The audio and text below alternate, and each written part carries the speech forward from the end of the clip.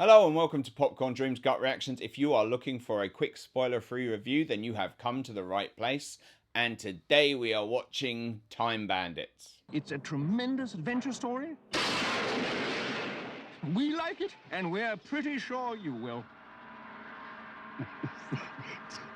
What's wrong with it? It's direct, punchy, honest. Honest. Honest. Modest. What's that got to do with it?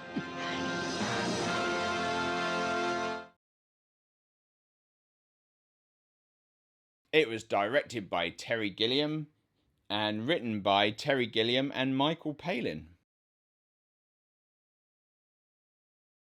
A small boy gets drawn into a time-traveling adventure, meeting Napoleon, the supreme being, and the ultimate evil along the way. It stars, well, stars is a weird one because there's just so many different big name actors that feature in this film in cameos. So we've got Sean Connery, we've got Shelley Duvall and John Cleese, and just a host of other cameos. Yes, they are very good. The cast list is epic, and they all really embrace Gilliam's more absurdist impulses. Gilliam's films feel like an extension of the Python movies, especially his films from this era, from the 80s.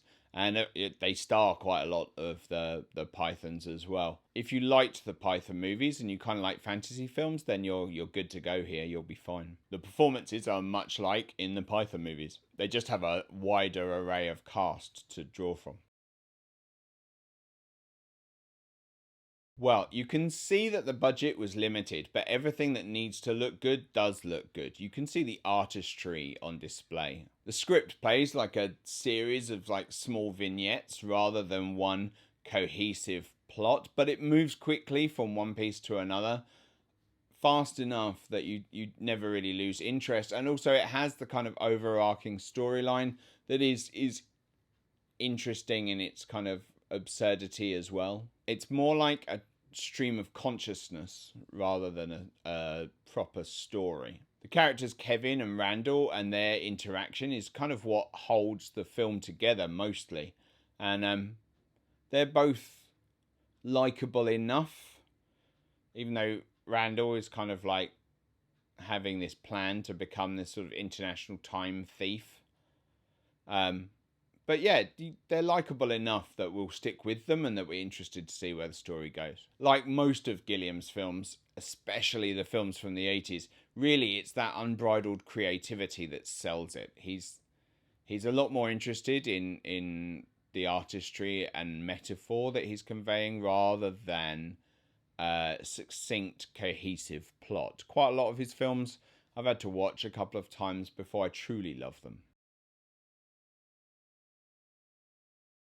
Do I recommend it? Well, yes and no. If you like surrealism, then this film is right up your alley. If you like the Monty Python films, then I'm pretty sure you'll like this film as well. I personally like a solid plot first. So it took me a while to get into Terry Gilliam films. And at first, when I was younger, when I was in my teens, I used to think that he was kind of arrogant in his kind of lack of care for whether the audience were able to truly follow what was going on. But I was young and stupid, so I know a lot better now. Having seen these films several times, you get what's going on. You get the ideas that they're trying to convey, and then you can just let the visuals and the artistry and the creativity just flow out of the screen, and it's wonderful. They're great. He's a great filmmaker, and it's kind of always been disappointing that he's never quite had the budget that he deserves. In a lot of ways, he's a lot like John Carpenter in that. So, if you can cope with a stream of consciousness rather than a really solidly clear plot, and you can accept that the ending is not necessarily going to be completely fulfilling, then you're good to go. Then try it out. I mean, anyway, if you like fantasy films, you should absolutely watch Terry Gilliam movies, all of them. But Time Bandits is a classic. I love it now. I think it's great.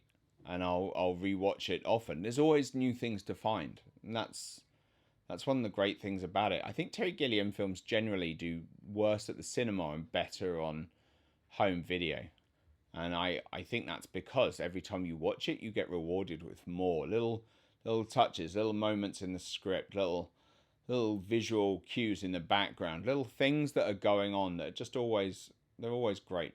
Check it out. So thanks for watching this review. If you liked what you saw, don't forget to like, share and subscribe and click the notifications bell. And I will see you next time on Popcorn Dreams.